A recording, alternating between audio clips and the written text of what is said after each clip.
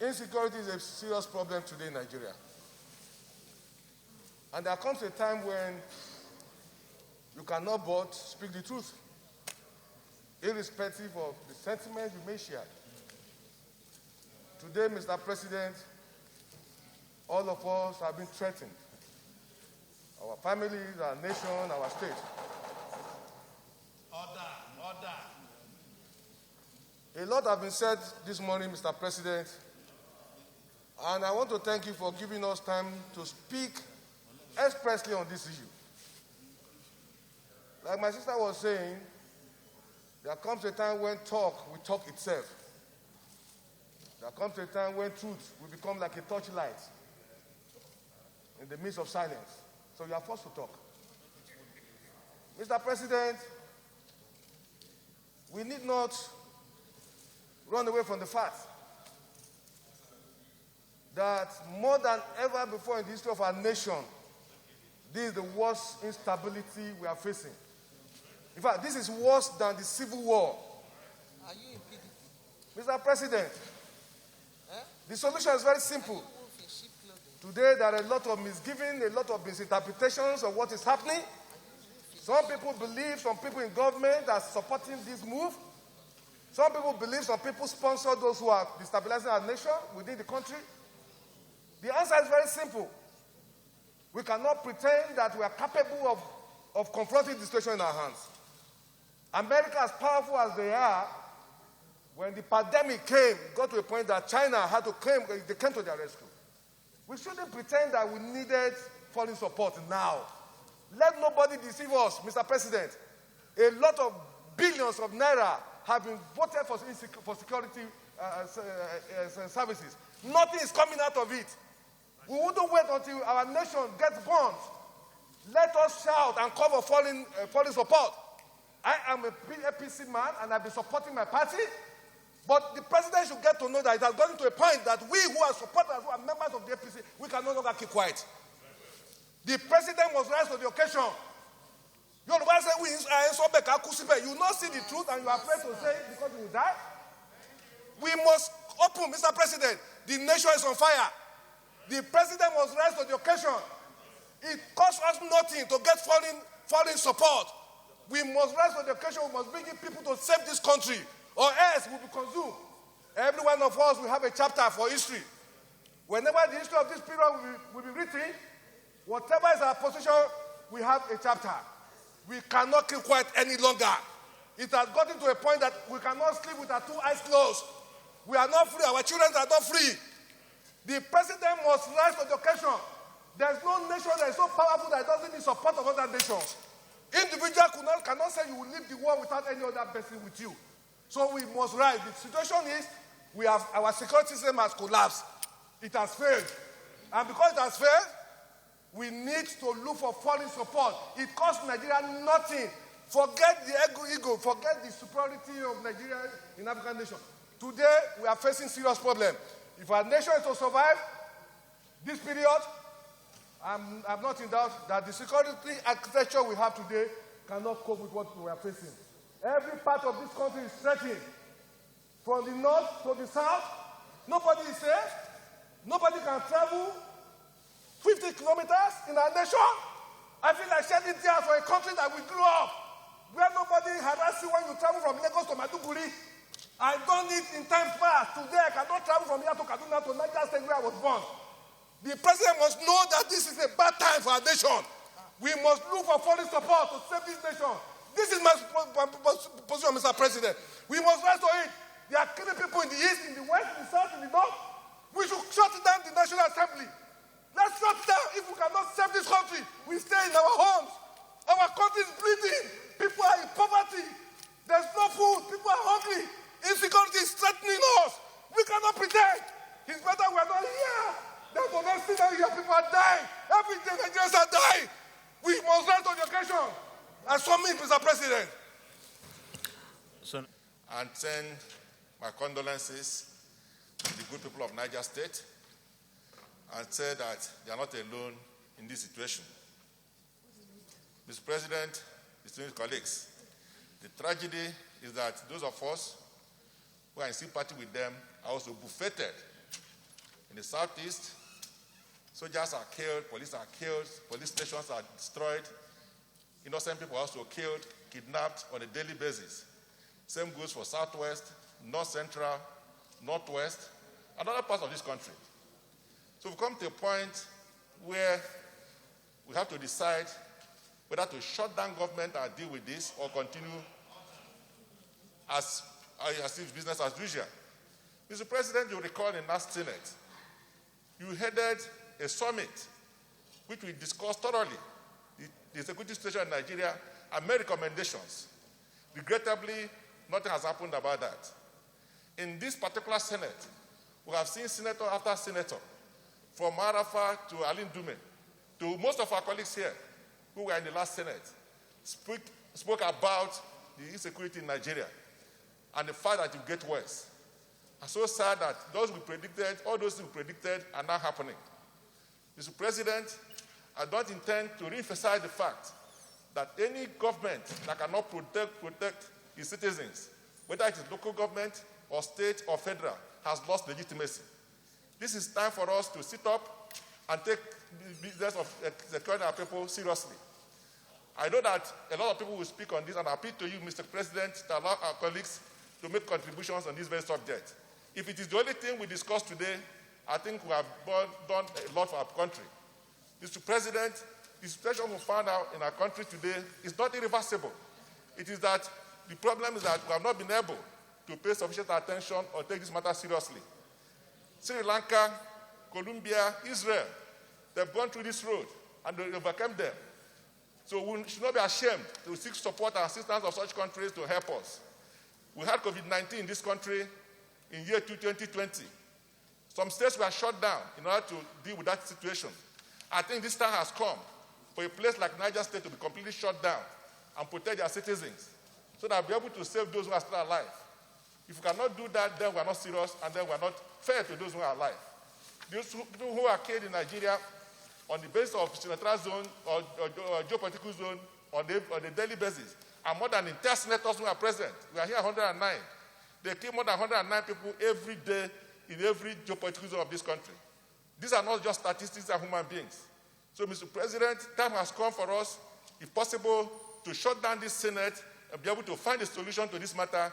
If we need to meet here again tomorrow, or maybe on executive session, and revisit all this issue I've said before, and represent it to the federal government, I think it is worth the day. So I support this motion, and I believe that, Mr. President, you have the wherewithal to lead this Senate, be able to tell the federal government and tell them exactly what we want and what nations this country wants. We represent every senatorial zone here. It is our responsibility to convey to the federal government the seriousness of this matter. And I believe that the time is now. So I support this motion. Mr. President, let me commiserate with Niger State, and especially our colleagues here. I watched the governor of Niger, and I was moved to tears because he really was frustrated. The issue is beyond anyone. Mr. President, I believe we're all tired coming here to talk about insecurity, insurgency, kidnapping, raping, and all the sorts. And I just want to thank my colleagues for all their contributions. Mr. President, it is very apparent, as in Yoruba land, there is a saying, they say, Ọ̀rọ̀ ṣùnùkùn, ojú ṣùnùkùn la fi ń wò. Tí a bá dẹ̀ ti dé ibi tí ológun ti ń sá, a máa ń sá ni. It translates simply. When an issue is very clumsy, you must look at it clumsily. And then when you get to a place where you must use your arsenals, the juju you have in your pocket and everything, you must use it. We are there, Mr. President. We are where we must now bring out all our arsenals and use for insecurity. Only recently, Mr. President, we saw Nigeria giving men out on peacekeeping to other countries, when in fact we cannot keep peace in our own. Mr. President, Recently, as a parent, we saw 3 students who were slaughtered after being kidnapped. They were sent to school to go and read. Only yesterday, 2 more were slaughtered. What are we doing? The bloodletting is just impossible. But Mr. President, it shows just a few things. 1, the lack of political will to handle insecurity. There is no political will. None of us here can say we know the process that this government intends to use to battle insecurity. And in a country that is so ravaged that we're almost inching towards Syria, we must know what government wants to do about insecurity. And this Senate must insist and find out what they're about to do. Mr. President, the second one is the lack of leadership. Because if there was leadership, we have put together a new set of leaders according to the security outfit. Because we said the other ones were not okay. We drove them away. New ones have come. Have we been able to tell them what is expected? And have we given them a timeline on this? Mr. President, except we do that, and we're deliberate, and we declare insecurity an emergency in this country, so that we can look at all the sectors. All the states can sit down and decide on what they want to do, so that this bloodletting can reduce. Mr. President, you are number 3 in this country. And the time has come for you to do something drastic. If it is for us to sit down, we are available to sit.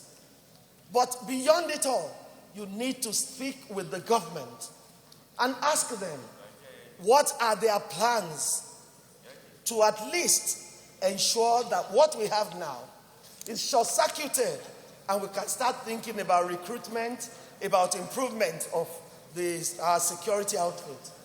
Mr. President, you start atop a committee that reviewed the security architecture. Up until today, nothing has been done. There is no political will. May God judge us right when all this is over. Thank you, Mr. President.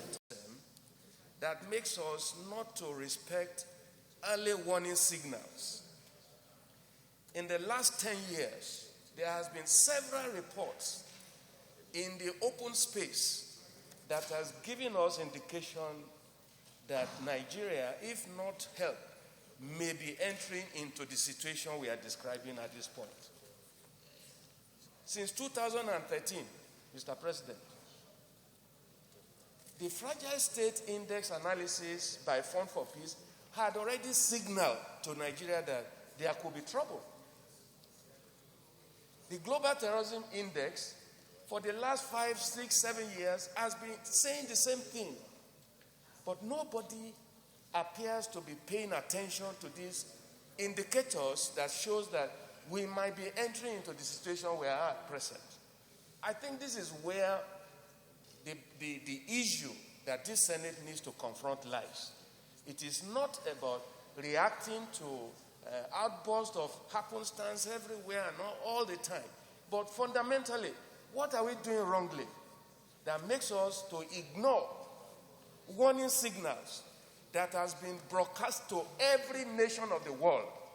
But in Nigeria, nothing seems to be done about it. That is where my concern is. Mr. President, between 2011 and now, there has been a Nigerian security tracking system that reports every incident of insecurity in this country. The statistics are online. They are there. Reported up till last week. It's there. The question we must ask ourselves as a Senate, because we are representing every state is represented here on the basis of equality of states. We need to have a private session with the commander-in-chief of the armed forces of this country as a Senate on a collaborative basis, on a collective responsibility basis, we owe a duty of responsibility of statesmanship and leadership to support the federal government to find a permanent and lasting solution to this huge national embarrassment.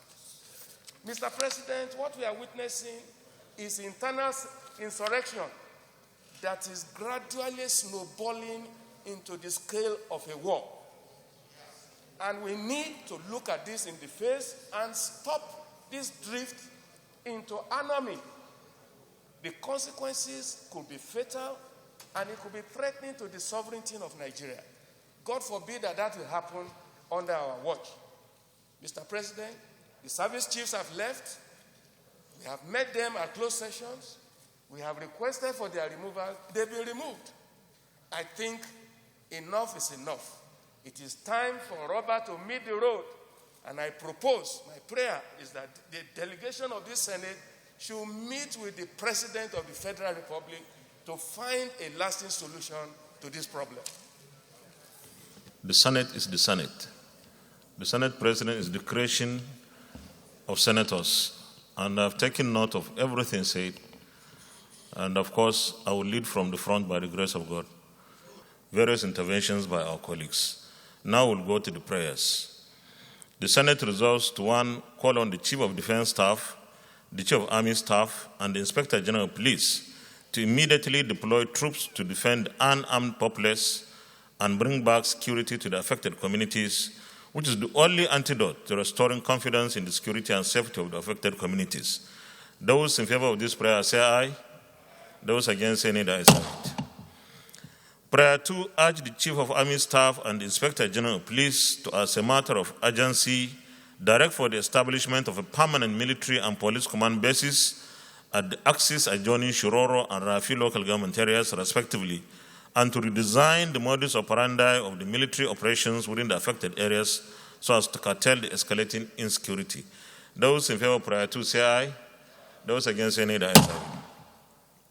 Prayer 3, direct the Ministry of Humanitarian Affairs and NEMA to, as a matter of national emergency, provide relief materials and medical support team to the victims immediately. Those in favor of prayer 3 say aye. Those against say nay. The ayes have it. Prayer 4, call on the Senate to observe a minute's silence for all the victims of these callous acts of criminality. Those in favor of this prayer say aye.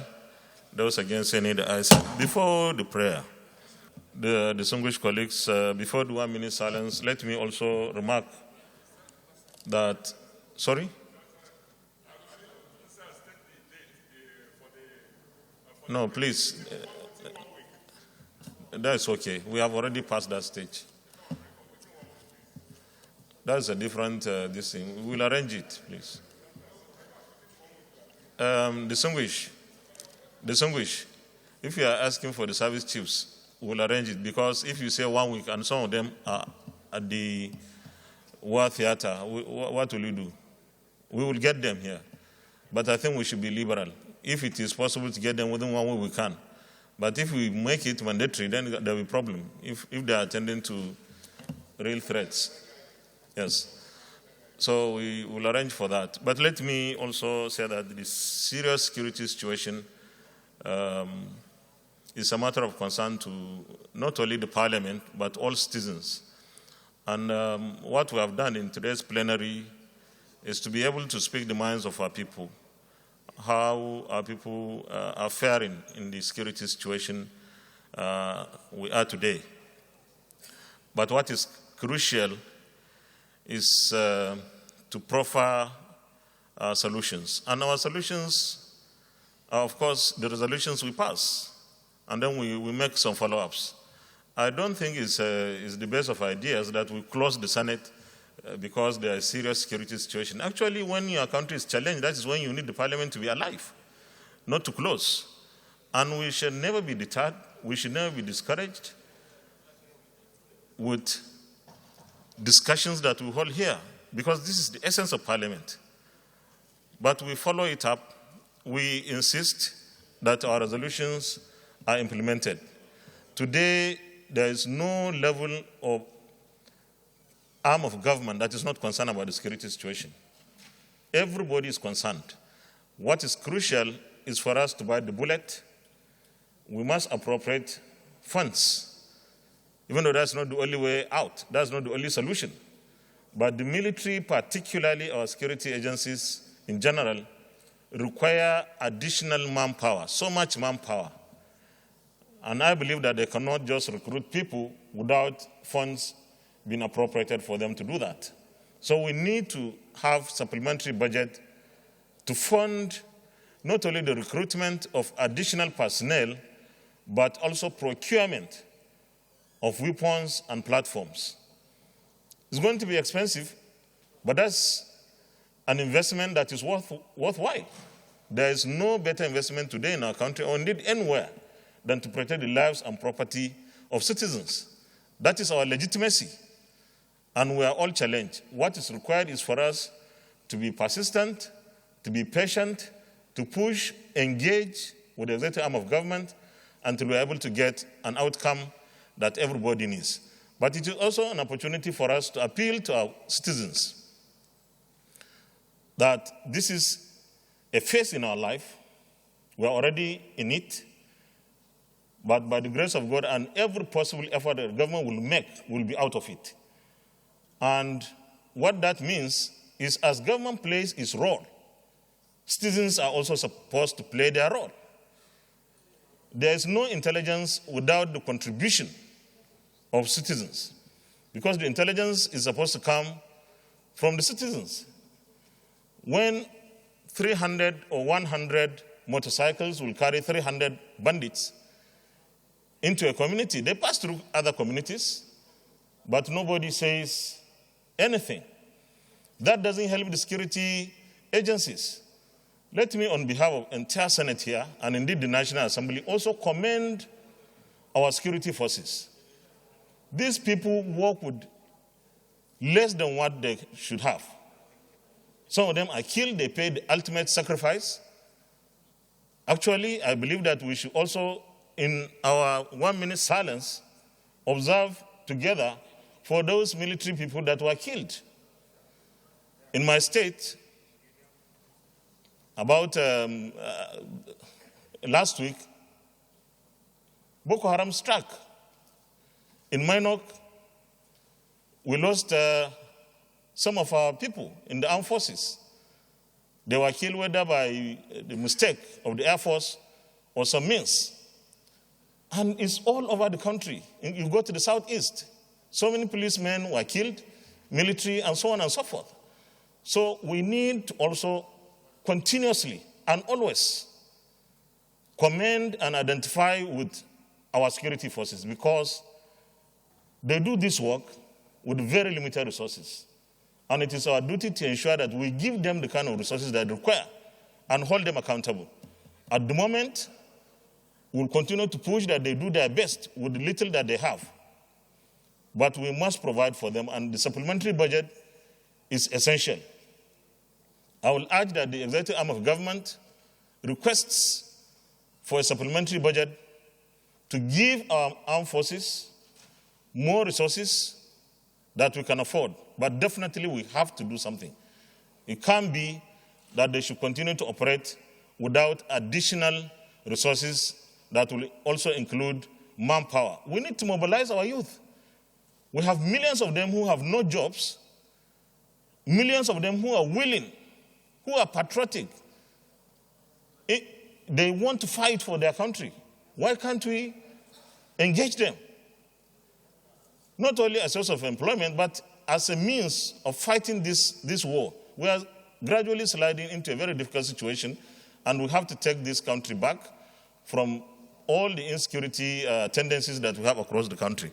With this, I want to thank all my colleagues.